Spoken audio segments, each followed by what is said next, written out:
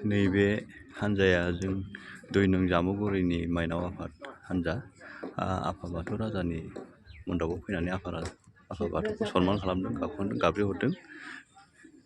गासिबो लोगो लोगो नांनानै फैनानै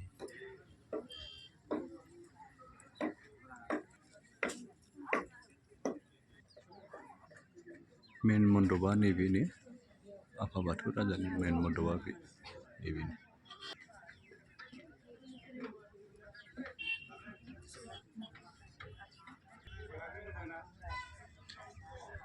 नायदो रायजोफोर, बिराद गुवार मोजां समायना साजायथारदों जायगाखौ।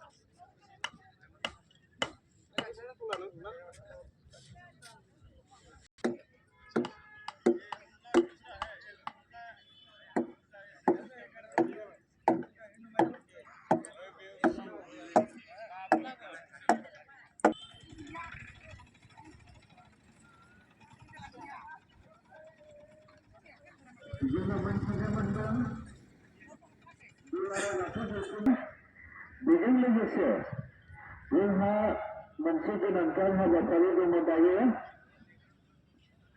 डेलिगेट हलाव माइनाव आफादनि सावरायमेल दङ।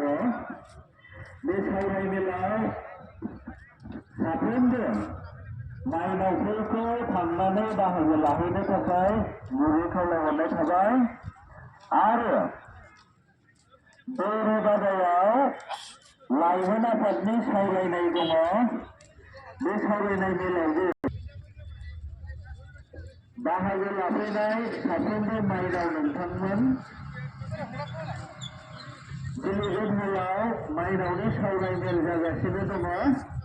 जाहाथे नोंथांमोना बे रोदायाव लाइमोन आफादनि सावरायमेल जानो थांगासिनो दङ। बेखायनो गुबुन गुबुन जिल्लानिफ्राय बाहागो लाफैनो हानाय साफ्रोमबो